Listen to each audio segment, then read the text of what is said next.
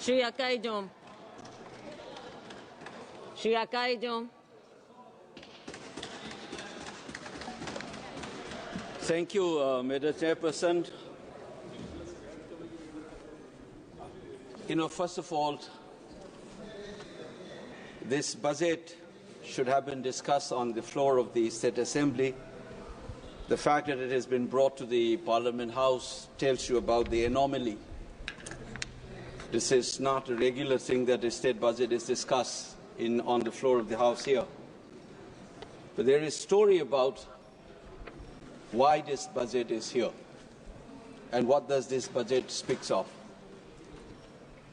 First of all, it speaks of the exclusions and the contemptuous nature in which the present government has dealt with the state of Manipur.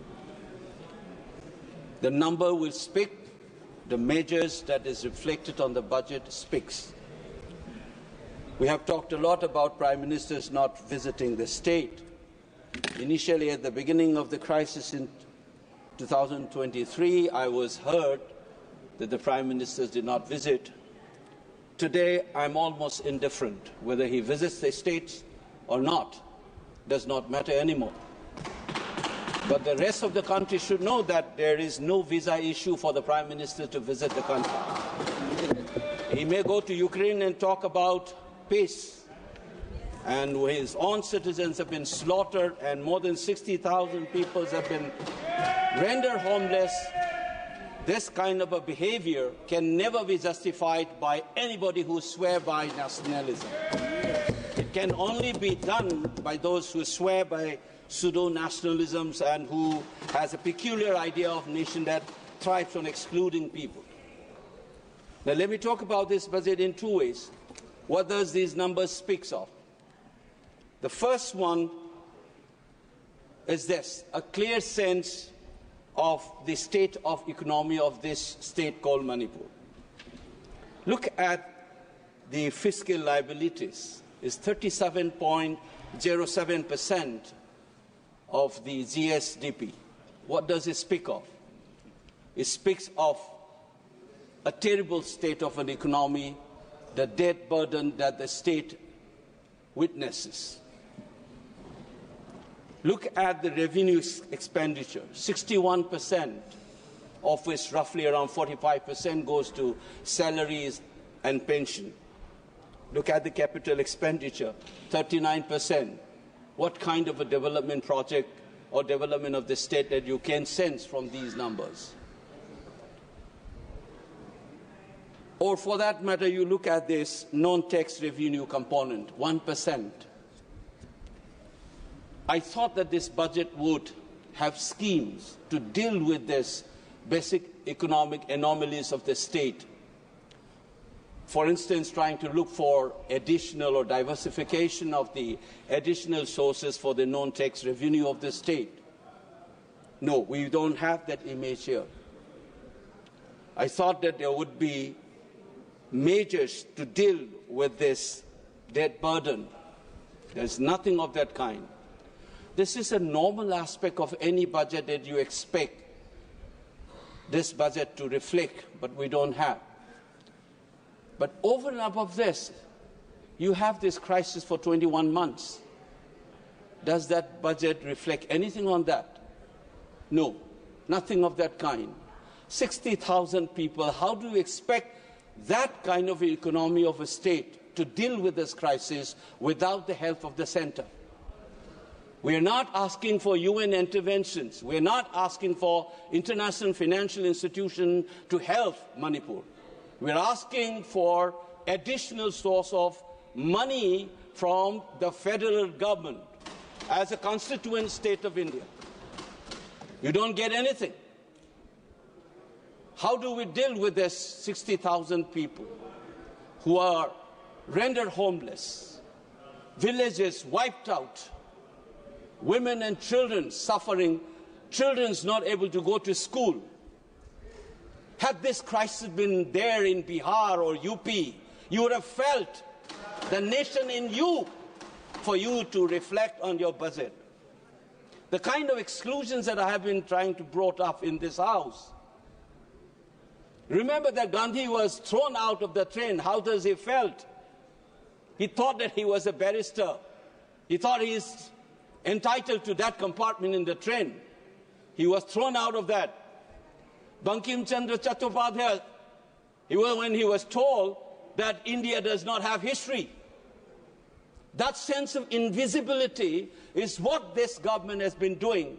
Nothing of this kind has been mentioned in your presidential speech.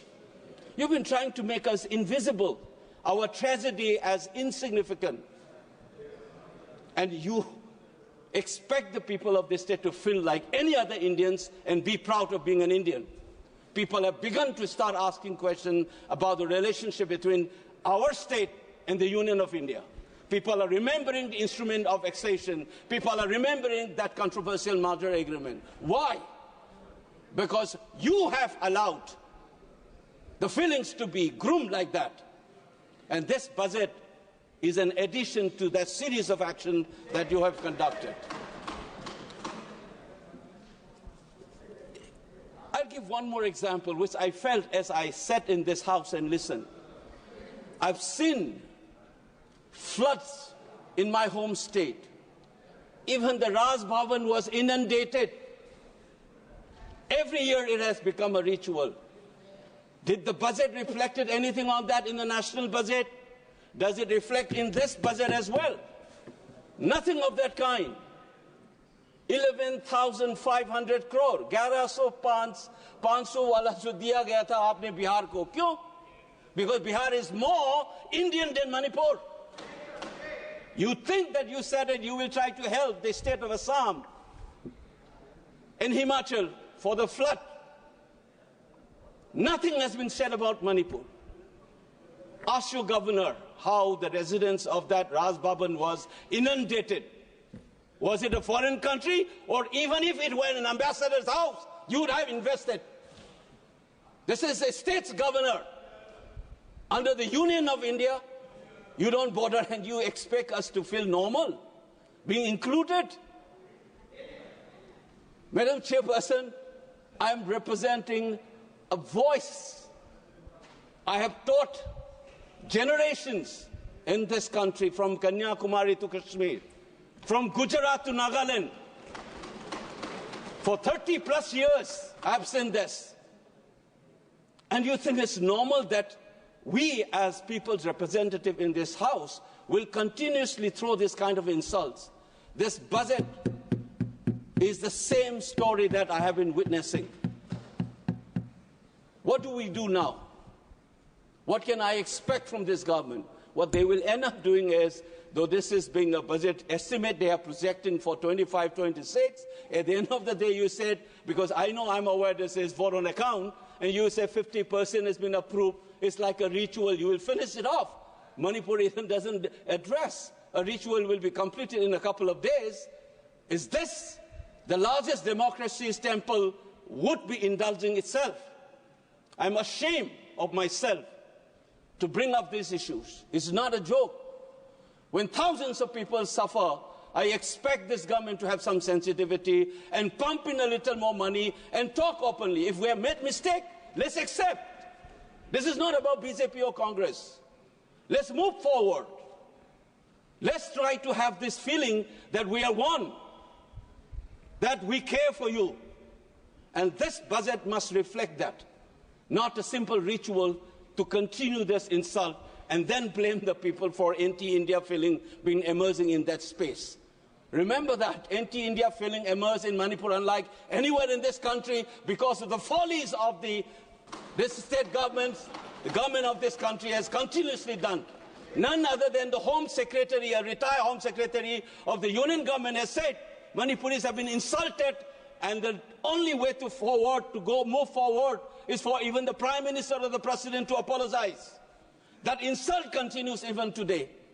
And this budget not taking care of the IDPs, not taking care of the basic needs of that economy, not taking care of the floods that has become a ritual, and you think it's going to be another ritual to pass in this floor of the House. It's very saddening, Madam Chairperson. I hope sooner we learn this and make corrective measures. I'm only wishing that one day we will be able to say that we are all Indians. We feel the same feeling as everybody else. Thank you, Madam Chairperson.